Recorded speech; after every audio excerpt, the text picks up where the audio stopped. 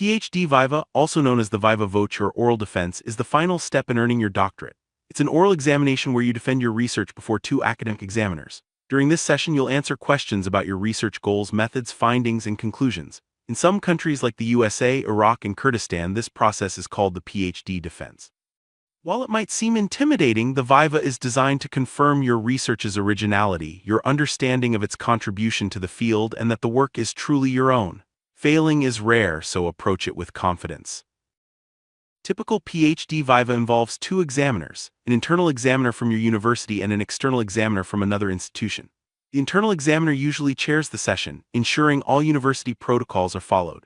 Your supervisor, while not present during the Viva itself, plays a crucial role in preparing you for the big day and is available for support. The external examiner is a recognized expert in your research area, ensuring a fair and thorough evaluation of your work.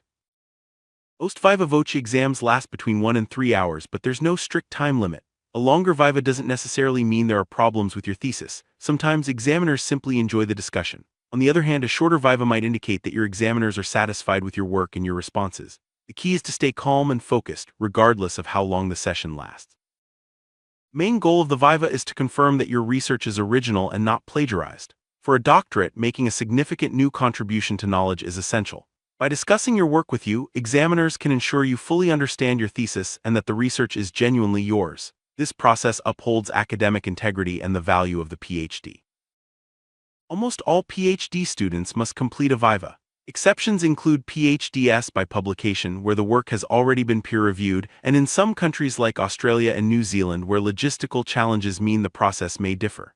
However, for most, the Viva is a standard and crucial part of earning a doctorate.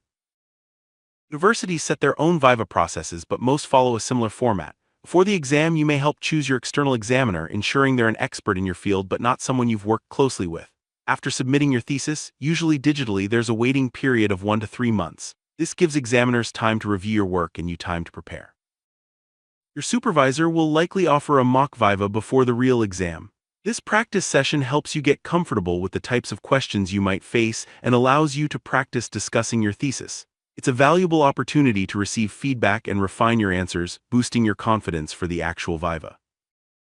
On the day of your Viva, your supervisor will usually meet you beforehand to help you relax. The exam takes place in a room on campus, set up much like a job interview with space for you and the examiners. You'll have your notes and water is typically provided. The session is often recorded and the internal examiner will start by explaining the rules before the questioning begins. Examiners usually begin with general questions to help you settle in, such as what drew you to your PhD project or what you enjoyed most about your research.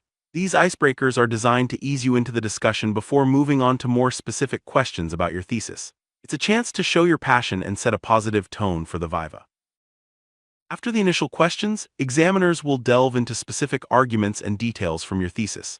They may reference particular chapters or points, challenging you to explain your reasoning, defend your choices, and clarify your findings. This part of the Viva tests your depth of understanding and your ability to engage critically with your own work. Once examiners have finished their questions, they'll ask you to leave the room while they discuss your performance and decide on a recommendation. This deliberation usually takes about 15 minutes. Afterwards, you'll be invited back in to hear their decision and receive feedback on your work. Next steps depend on your Viva result. Examiners will explain their recommendation and offer feedback, which may include advice on publishing your thesis or making edits. Most students have minor corrections to complete before submitting the final version for approval. Once your thesis is accepted, you're officially awarded your PhD and can look forward to graduation. After submitting your thesis, it's important to take a short break. You've worked hard to complete your dissertation, and a week or two away from your research will help you recharge. This rest period allows you to return with fresh eyes, ready to review your thesis and prepare for the Viva with renewed energy and clarity. Even if you feel familiar with your thesis, it's essential to read it through at least once, and ideally review each chapter multiple times. Pay attention to the structure, key arguments, and where important concepts appear. This deep familiarity will help you confidently answer questions and reference specific parts of your work during the Viva.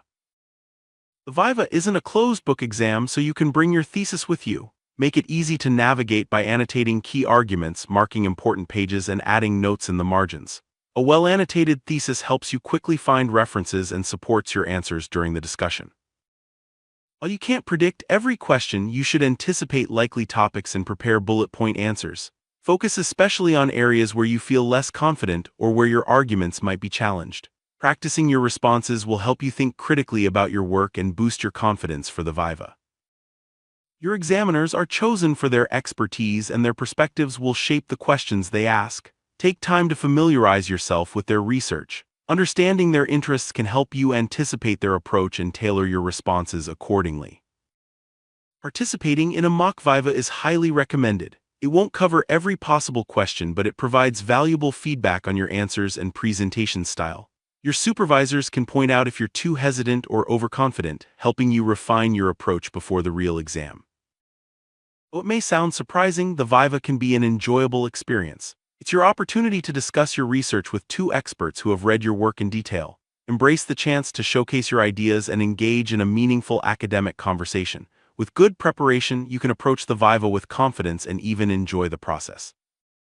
Examiners will ask questions specific to your thesis, but some common ones include: why did you choose this project? What was the most challenging part? What is your original contribution to knowledge? Why did you include or exclude certain topics? Be ready to answer these with clarity and confidence, showing your understanding and ownership of your research.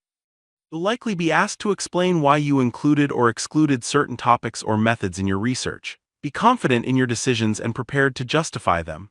Examiners want to see that you made thoughtful choices and can defend your approach, even if they don't fully agree with every decision.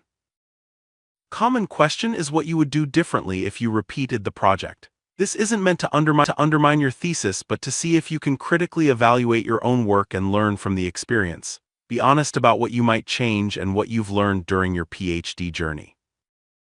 Examiners may ask about the next steps for your research or what others could do to build on your findings. This shows you understand the broader impact of your work. Be realistic and modest in your suggestions, focusing on how your research opens new possibilities for the field. At the end of the Viva, you may be invited to ask questions or make comments. This is your chance to clarify any points or seek the examiner's opinions on areas not discussed. Use this opportunity to demonstrate your confidence and engagement with your research.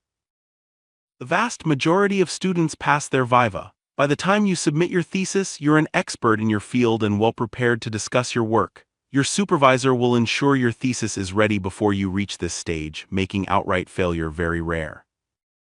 There are several possible outcomes after your Viva. Passing with no corrections uncommon, passing with minor corrections very common, passing with major corrections less common, being asked to revise and resubmit, being recommended for an MPhil, or failing exceptionally rare.